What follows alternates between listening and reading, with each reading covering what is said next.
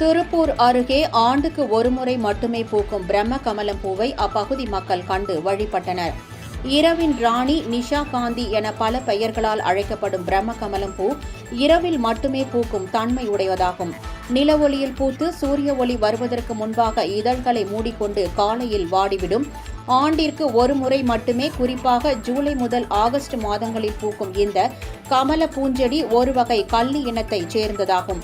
இதன் வெண்ணிற மலரானது 3 விதமான இதழ்களை கொண்டு மிகவும் அழகாக காணப்படும். இலையில் இருந்தே பூ பூக்கும் அதிசய தன்மை கொண்ட இத்தாவரம் தென் அமெரிக்காவின் மெக்சிகோ காடுகளை பிறப்பிடமாக கொண்டது.